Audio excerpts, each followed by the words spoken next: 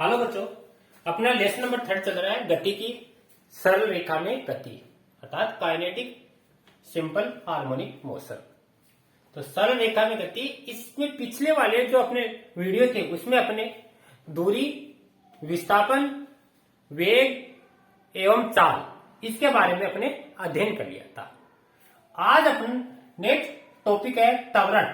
त्वरण के बारे में अध्ययन करेंगे। साथ ही इससे गति के जो समीकरण है, गति के समीकरण कैसे ज्ञात करते हैं वो निकालेंगे। तो अपन आज टॉपिक लेते हैं त्वरण। त्वरण क्या है इसके बारे में अपन देखते हैं। त्वरण त्वरण है, त्वरण को ए से प्रदर्शित करते हैं। त्वरण क्या होता है देखो बच्चों, त्वरण कहते हैं किसी वस्तु है, किसी वस्तु के वेग में परिवर्तन की दर को ही त्वरण कहते हैं। यानी परिवर्तन किस में होगा, पहले वेग होगा, तो किसी वस्तु के वेग में परिवर्तन की दर को त्वरण कहते हैं। तो अपन लिख सकते हैं किसी वस्तु के वेग में परिवर्तन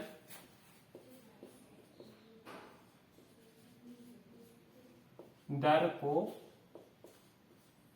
वेग कहते हैं।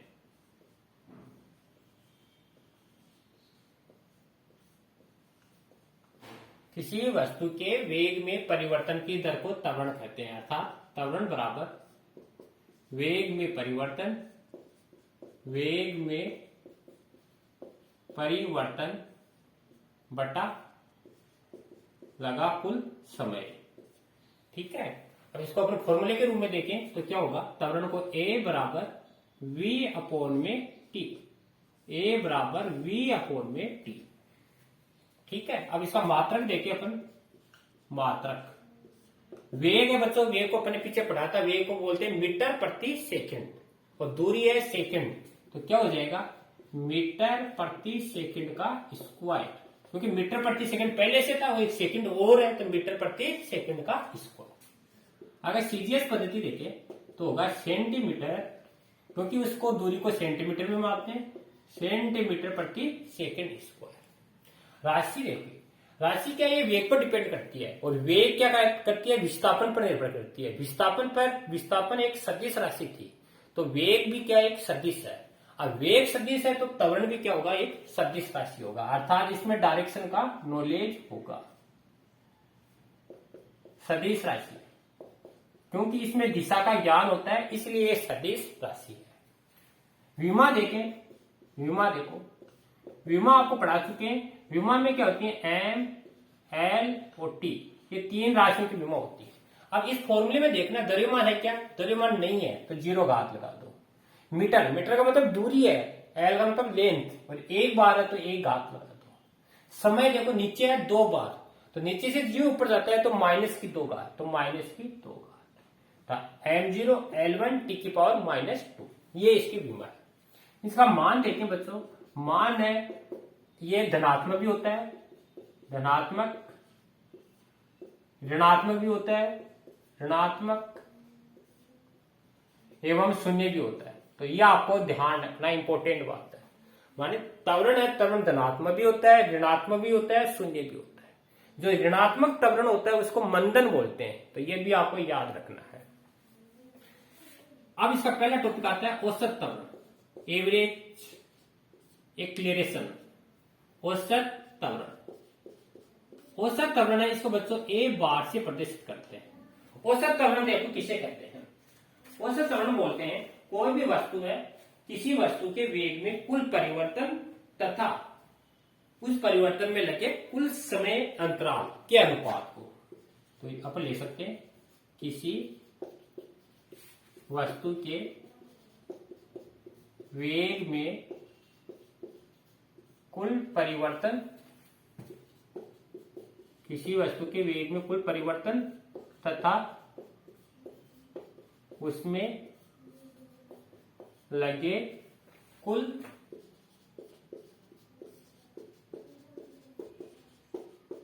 समय अंतराल के अनुपात को औसत वेग कहते हैं। समझे बच्चों?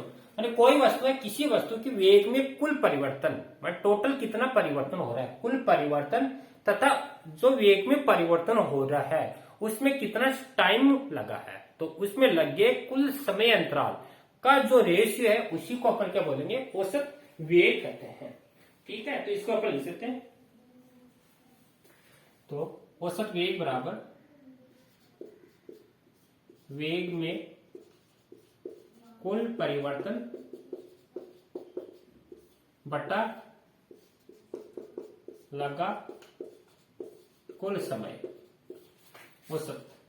अब फॉर्मूले के रूप में लेके यदि मान लो डेल टी समय में वेग में परिवर्तन डेल वी हो तो औसत त्वरण क्या होगा, औसत त्वरण लिखेंगे ए बार बराबर del v upon del t, यह बच्चों औसत त्वरण होगा। ठीक है, यहां तक आप नोट करना। इसके बाद में तात्क्षणिक त्वरण,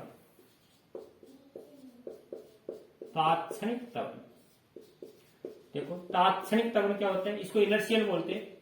तात्क्षणिक होता है कोई भी वस्तु है, किसी वस्तु के निश्चित समय पर या निश्चित क्षण पर जो वेग होगा या निश्चित क्षण पर जो त्वरण होगा उसी को अपन बोलेंगे तात्क्षणिक त्वरण। तो किसी वस्तु के निश्चित समय पर जो वेग होगा उसी को अपन बोलेंगे यहां पर तात्क्षणिक।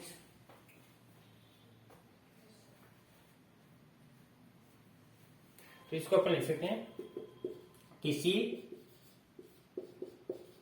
गतिमान वस्तु के निश्चित, माने इसमें टाइमिंग फिक्स होगा, किसी गतिमान वस्तु के निश्चित समय पर वेग में परिवर्तन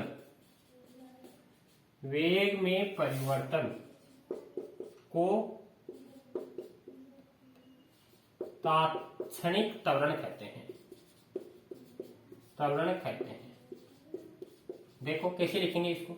अब इसमें निश्चित टाइमिंग है, निश्चित टाइमिंग जो औसत त्वरण था अपने पास उसमें क्या कर लेंगे बच्चों, लिमिट ले लेंगे टाइम की, limit del t is equal to 0। इसका मतलब होता है कि समय 0 की ओर अग्रसर है, 0 नहीं है लेकिन 0 की ओर अग्रसर है, तो del v upon del t. अब जो ये बच्चों इसकी लिमिट लेते हैं, लिमिट लेने पर ये औसत तो ए में कन्वर्ट हो जाता है और ये डेल है ये डी में कन्वर्ट हो जाता है, मतलब डीवी अपॉन डी टी।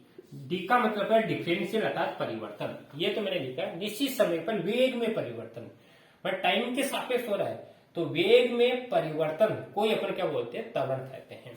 तो यहां तक नोट करना अपन, फिर इसके आगे लेते हैं।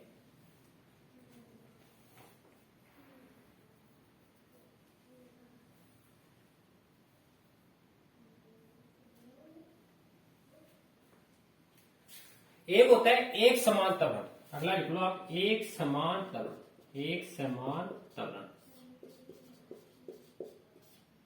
एक समान त्वरण क्या होता है, अगर कोई गतिमान वस्तु होती है, किसी गतिमान वस्तु के वेग में समान समय में अगर समान वेग परिवर्तित होता है तो वह एक समान त्वरण से गतिशील वस्तु कहलाती है।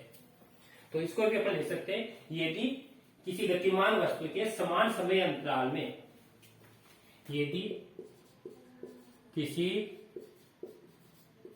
गतिमान वस्तु के समान समय, यदि किसी गतिमान वस्तु के समान समय अंतराल में, समान समय अंतराल में वेग के मान में परिवर्तन समान हो तो वह एक समान त्वरित गति कहलाती है। ठीक है बच्चों, याद रखिएगा ना। मानिए यदि कोई गतिमान वस्तु है और उस गतिमान वस्तु के समान समय में, टाइमिंग फिक्स है, समान समय अंतराल में अगर वेग के मान में भी परिवर्तन समान है तो वह क्या कहलाएगी, एक समान त्वरित गति कहलाती है। तो यहां तक नोट करना। फिर अपन देखते हैं त्वरण के मान देखते हैं।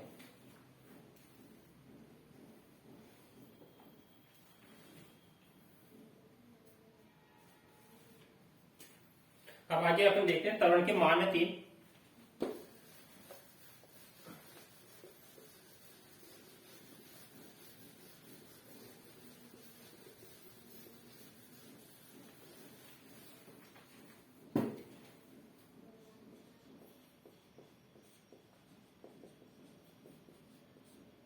तो अभी आपने देखा था बच्चों, अगर मैं त्वरण का मान धनात्मक कब होगा, यदि कोई वस्तु है, किसी वस्तु के वेग में अगर समय के सापेक्ष वृद्धि हो रही है, वेग बढ़ रहा है, तो त्वरण का मान बच्चों हमेशा धनात्मक होगा। इंपॉर्टेंट चीज है, ये याद रखना आपको। नो, यदि वस्तु के वेग में समय के सापेक्ष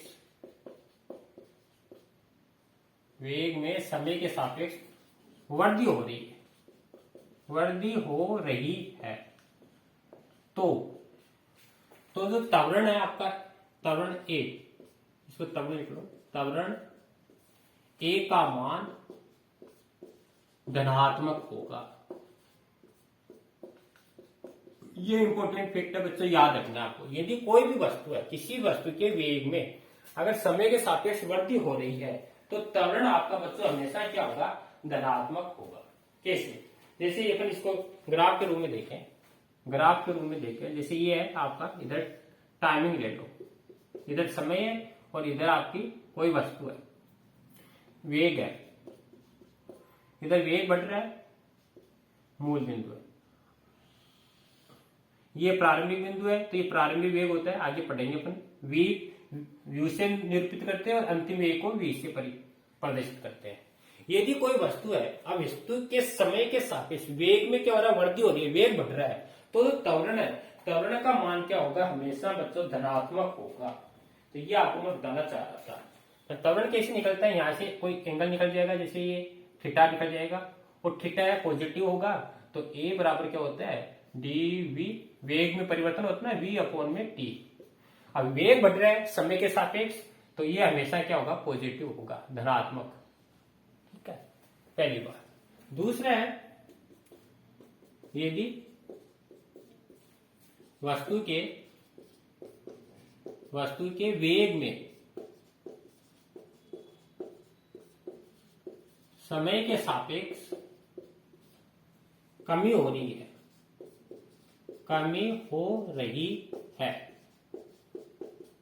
तो जो त्वरण है,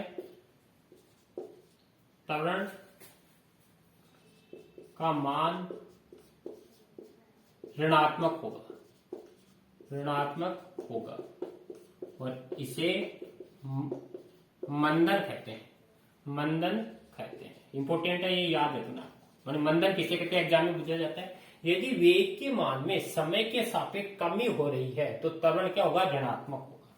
कैसे, इसका अपना ग्राफ देखें, इधर टाइमिंग ले लो। अब इसमें ग्राफ ना उल्टा चलेगा, ऊपर से आएगा आपका, ऐसे, माने ऊपर से इसमें ग्राफ आएगा उल्टा, तो ये कौन थीटा बनेगा, और थीटा बनेगा तो ए बराबर क्या आएगा, ए बराबर v अपॉन में t, ये माइनस का आएगा आपका, तो ये नेगेटिव होगा आपका। इसको आप बोलते हैं मंदन, मंदिर त्वरण भी बोल सकते हो आप। ठीक है बच्चों। तीसरा इसमें ये बताना चाह रहा, यदि वस्तु स्थिर है, अर्थात वेग में कोई परिवर्तन नहीं हो रहा, अर्थात वेग में परिवर्तन नहीं हो रहा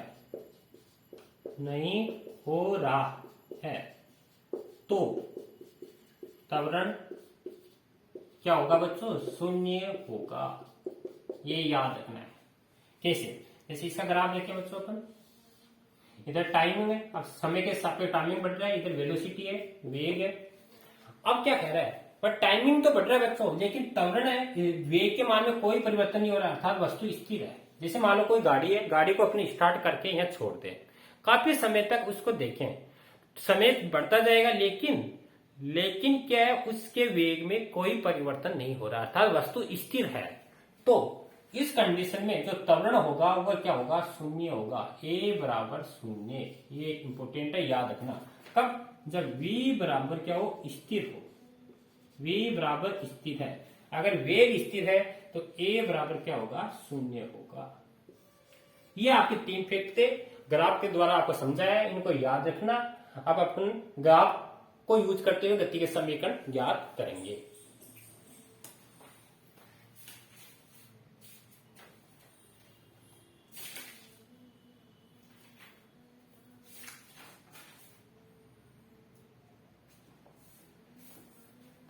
तो यहां तक नोट करना, अपन आगे स्टार्ट करते हैं।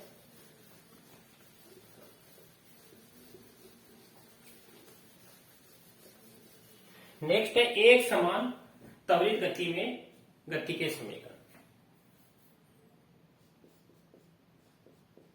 एक समान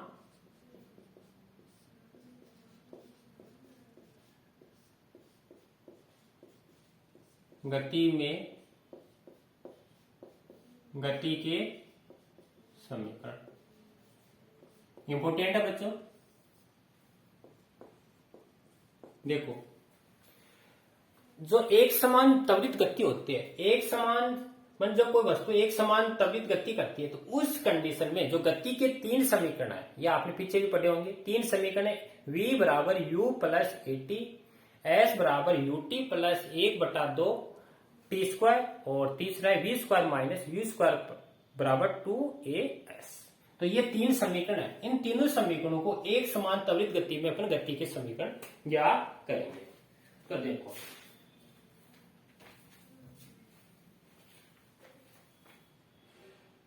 सबसे पहले अपन क्या करते हैं बच्चों, इसका एक समान ग्राफ। इसमें भी देखो बच्चों, 2 तरीके से, एक ग्राफीय विधि से, एक है आपका कलन विधि, जिसको अपन समाकलन बोलते हैं। तो पहले अपन देखते हैं ग्राफीय विधि से। ग्राफीय विधि से, ठीक है। ग्राफीय विधि में सबसे पहले अपन डायग्राम बनाते हैं। देखो, इधर बच्चों क्या है, समय है, समय बढ़ रहा है। इधर क्या है बच्चों, वेग है, वेग बढ़ रहा है। ठीक है बच्चों, ये मूल बिंदु ओ ले लेते हैं अपन। अब एक समान त्वरित गति है, तो मान लो कोई वस्तु है, प्रारंभ में यहां से चलना प्रारंभ करती है। देखो, समय के साथ समय बढ़ रहा है और वेग बढ़ रहा है, तो वस्तु यहां से चलना प्रारंभ करती है। मान लिया ये एक कंडीशन है, और ए पर जो प्रारंभिक वेग क्या है बच्चों, इसका u है यहां तक, और जो ये चलती है तो इसका अंतिम वेग क्या हो जाता है, v हो जाता है। u प्रारंभिक वेग है, ये अंतिम वेग है। ग्राफ समझ लो, फिर बहुत इजी है। तो ये एक समान गति के लिए अभी मैंने ग्राफ बताया था, मानी वस्तु यहां से चलना प्रारंभ किया, यहां तक स्थिर थी, u इसका प्रारंभिक वेग है, अंतिम वेग v हो जाता है। ठीक है, यहां तक वस्तु चल रही है। इस बिंदु को अपन मान लेते हैं B। अब अपन इसको डायरेक्ट नहीं ज्ञात कर सकते, ठीक है। डायरेक्ट इसके लिए अपन क्या करते हैं, जैसे एक समान त्वरित गति है, तो अभी मैंने आपको बताया था कोण हमेशा थीटा, ये थीटा बनता है, ये धनात्मक होता है, धनात्मक। त्वरण क्या होगा, प्लस में होगा। अब इसको अपन यहां से मिला दिया, जैसे ये B मान लिया, इसको C मान लिया, इस बिंदु को D मान लिया, A B C D, ठीक है। अब ये अपना ग्राफ बन गया। अब यहां तक का क्या बच्चों, अपने पास U है, ये अपने पास क्या है, ये टोटल V है अपने पास, यहां से लेकर यहां तक की बच्चों अपने पास क्या है, V है। अब देखो ये क्या बचेगी, इस टोटल में से अगर ये घटाते हैं तो ये क्या बचेगी, V माइनस U, ठीक है। अब इसी तरह ये 0 है, और यहां तक इसको समय कितना लग रहा है, t समय लग रहा है, तो यहां से लेकर यहां तक का ये टाइमिंग कितना इसका, t है। ठीक है, अगर ये आपको ग्राफ अच्छी तरह समझ में आ गया, तो अब अपन आसानी से ज्ञात कर सकते हैं।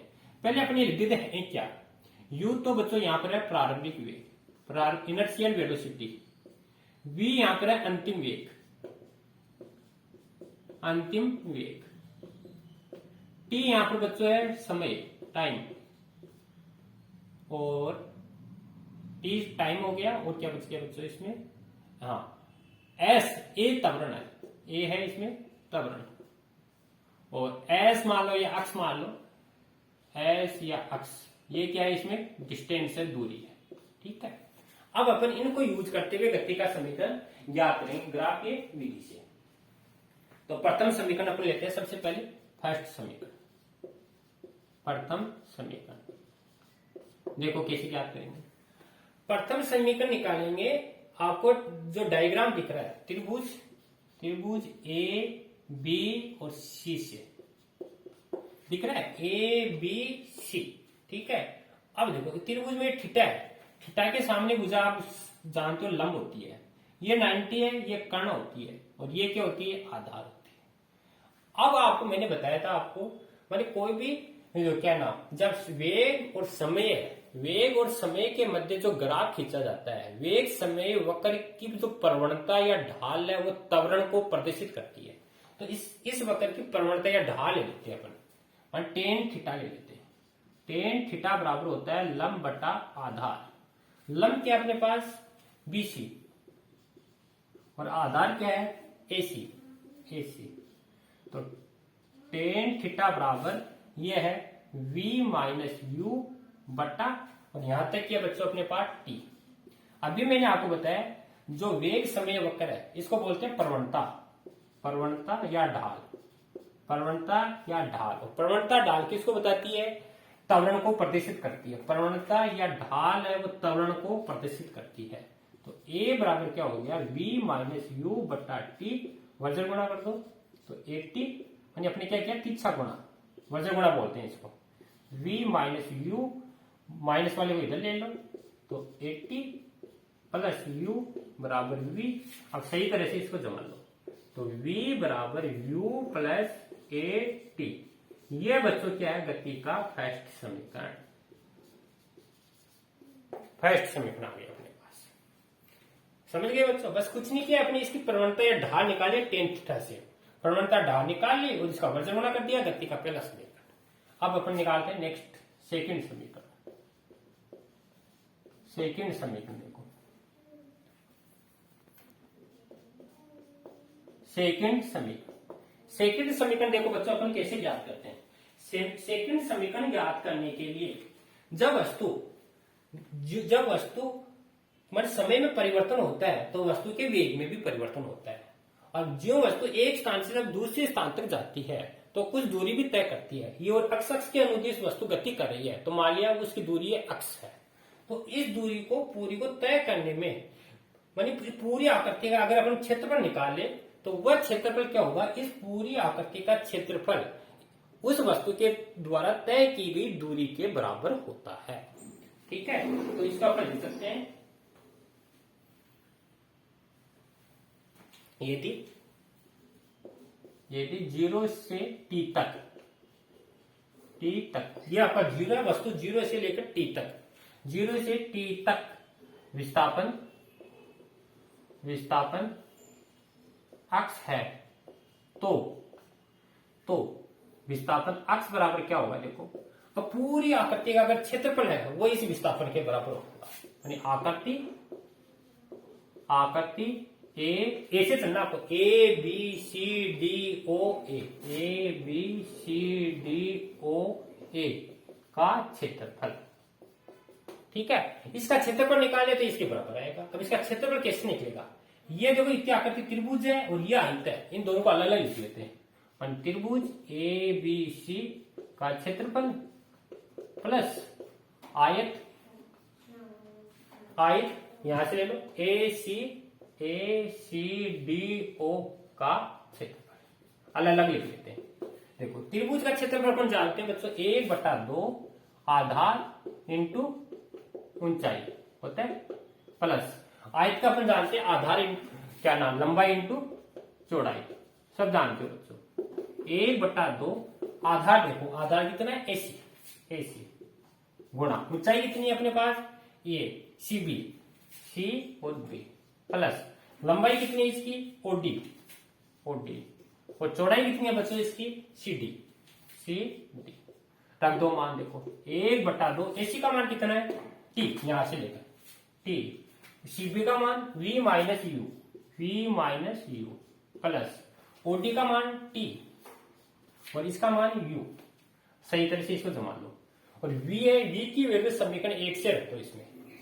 तो x बराबर देखो क्या आएगा 1/2 टी और v है, v का मान समीकरण 1 से रख दो u माइनस यू प्लस 80 और माइनस यू, ये अपने 1 से v का मान रखते हैं प्लस यू टी। अब देखो u से u कैंसिल, तो ये क्या बचेगा 1/2 80 बचेगा और t का अंदर गुणा करेंगे तो 80 का स्क्वायर प्लस यू टी। सही तरह से जमा लो इसको, x बराबर यू टी प्लस हाफ 80 का स्क्वायर। ये बच्चों गति का सेकंड समीकरण है। कैसे निकाला अपने क्या किया, माने यहां तक मान लिया विस्थापन अक्ष है, अक्ष भी ले सकते हो इसको बच्चों, आप एस भी ले सकते हो एस। तो ये विस्थापन किसके बराबर होगा, जो आकृति है उस आकृति के क्षेत्रफल के बराबर होगा। आप इसको समलम चतुर्भुज है उसका क्षेत्रफल पूरे का निकालो, उससे भी आ जाएगा। समलम चतुर्भुज का क्षेत्रफल क्या होता है 1/2 आधार इंटू समांतर भुजाओं के बीच का योगफल, तो उससे भी ये इक्वेशन आएगी। तो एस बराबर U T plus half 80 square. अब हम तीसरी है गति का थर्ड समीकरण। थर्ड समीकरण देखो, थर्ड समीकरण कैसे निकालेंगे। थर्ड समीकरण निकालने के लिए गति का जो पहला समीकरण है इसका दोनों तरफ से वर्ग कर देंगे।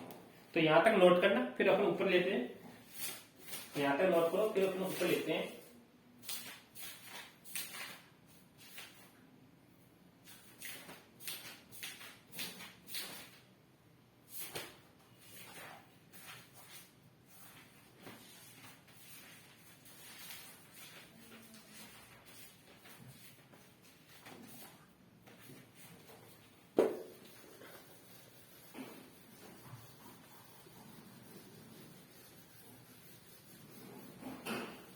देखो गति का थर्ड समीकरण,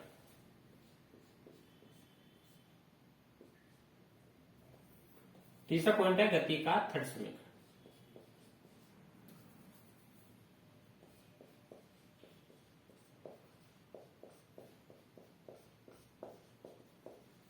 थर्ड समीकरण निकालने के लिए अपने जो गति का पहला समीकरण था v बराबर u प्लस ए टी, इसका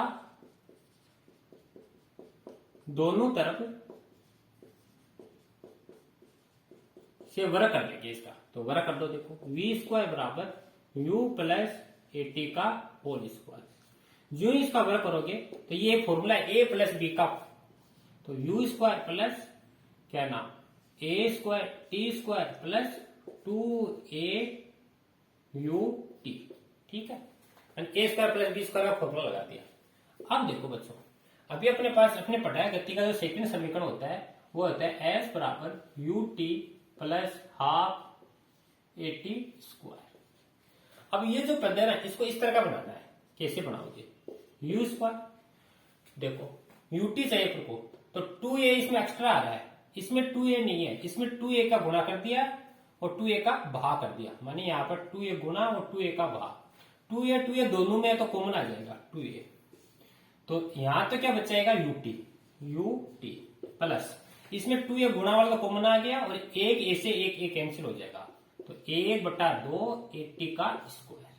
और ये अपने पास क्या है एस है, गति का सेकंड समीकरण, तो इसको लिखेंगे u square plus 2as v square. ये गति का थर्ड समीकरण आया समझ में। मैंने इसका दोनों तरफ से वर्ग कर दिया। वर्ग करने के पश्चात इस पद को अपन को क्या बनाना है एस बनाना है। एस कैसे बनाएंगे, इसमें 2a कॉमन ले लिया तो यूटी बच गया, इसमें 2a नहीं है, 2a का गुणा भाग कर दिया, गुणा वाला कॉमन आ गया, भाग वाला नीचे आ गया, लेकिन एक ए से एक कैंसिल हो गया, ये बच गया। तो ये था गति का थर्ड समीकरण, ठीक है बच्चों। अब अपन त्वरण पर आधारित एक क्वेश्चन देख लेते हैं। देखो जैसे बुक में आपका क्वेश्चन दे रखा है v बराबर 5t स्क्वायर प्लस 2t बराबर 5। ये कह रहा है t बराबर 2 सेकंड पर त्वरण ज्ञात करो। ये आपको बच्चों एक क्वेश्चन दे रखा है बुक में। कैसे निकालोगे? सबसे पहले त्वरण निकालने के लिए आपको फॉर्मूला बताया, डी ए बराबर डीवी अपॉन डी टी होता है फॉर्मूला, मानी वेग में परिवर्तन की दर को त्वरण कहते हैं।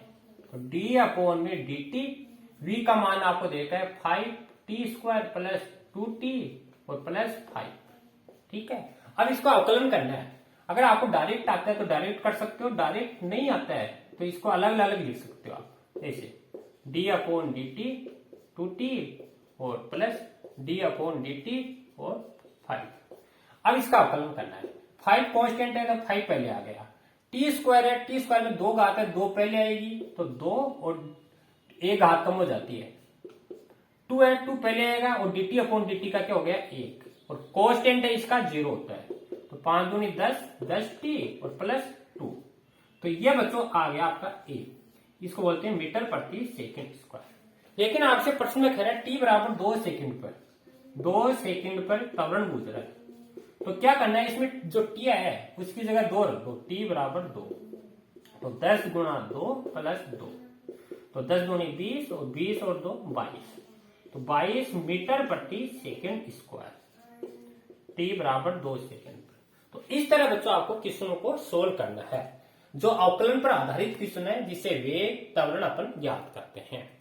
तो आज बच्चों अपने त्वरण क्या है और इसके बाद में गति के समीकरण अपने ग्राफीय विधि से ये अपने याद किया। अब अपने नेक्स्ट वीडियो में अपन गति के जो समीकरण कलन विधि अर्थात समाकलन विधि है उससे अपन देखेंगे और साथ ही उससे क्वेश्चन करेंगे। तो यहाँ तक आप नोट करना और अपने नोटबुक में साथ साथ समझते हुए नोट करना। धन्यवाद बच्चों।